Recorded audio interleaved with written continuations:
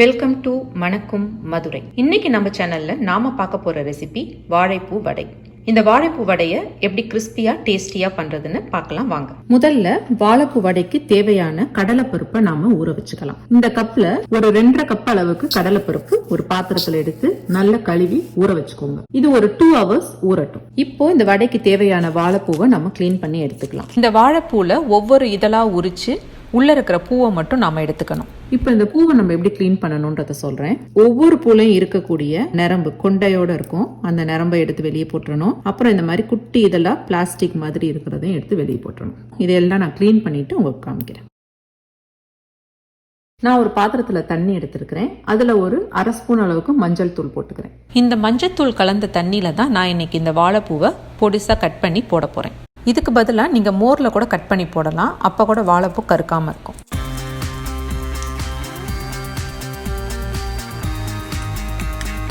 இப்போ இதை நம்ம இதுக்கு மேலே உரிக்க வேண்டிய அவசியம் கிடையாது. இது ரொம்ப பிஞ்சுங்கிறதுனால இதை நம்ம அப்படியே கட் பண்ணி சேர்த்துக்கலாம்.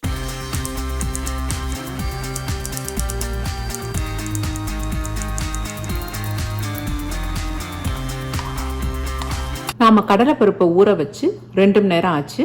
இப்போ நாம வடைக்கு அரைச்சிக்கலாம். ஒரு மிக்சர் ஜார் எடுத்துக்கோங்க. அதுல ஒரு 8 வரமிளகாய் வரைக்கும் நான் எடுத்திருக்கிறேன். உங்க காரத்துக்கு தகுந்த மாதிரி நீங்க கூடவோ குறையவோ சேர்த்துக்கலாம். இப்போ இந்த வரமிளகாய் கூட நாம 2 ஸ்பூன் சோம்பு சேர்த்துக்கிறோம். 1 ஸ்பூன் அளவுக்கு கல்லுப்பு சேர்த்துக்கிறேன்.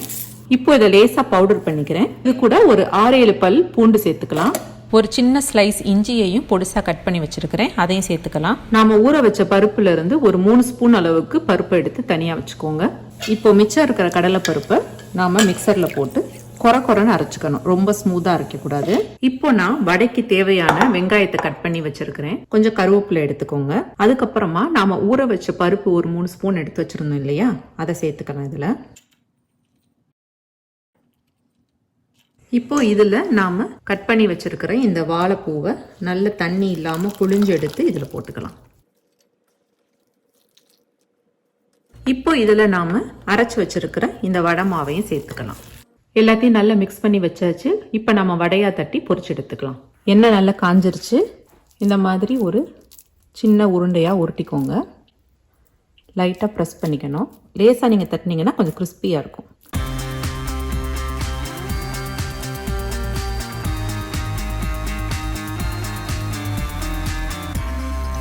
உடனே திருப்பாம கொஞ்சம் நேரம் வேக விட்டு திருப்பணும். அடுப்பை மீடியம்ல வச்சு நல்லா குக் பண்ணி எடுங்க.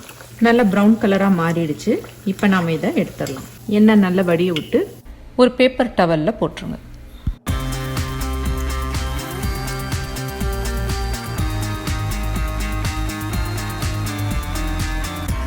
அவ்வளவுதான், நம்முடைய டேஸ்டியான கிறிஸ்பியான வாழைப்பூ வடை ரெடி. இந்த வாழைப்பூ வடை சாம்பார், காரக்குழம்பு எல்லாத்துக்குமே ரொம்ப சூப்பரா இருக்கும்.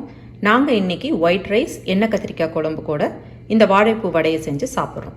ஈவினிங் டைம் ஸ்நாக்கா காஃபி டீ கூட நீங்கள் இதை சாப்பிடலாம். நீங்களும் இந்த ரெசிபியை வீட்டில் ட்ரை பண்ணி பாருங்க. உங்களுக்கு இந்த வீடியோ பிடிச்சிருந்ததுன்னா மறக்காம லைக் பண்ணுங்க. தேங்க்ஸ் ஃபார் வாட்சிங் திஸ் வீடியோ. விரைவில் சந்திக்கலாம். பை.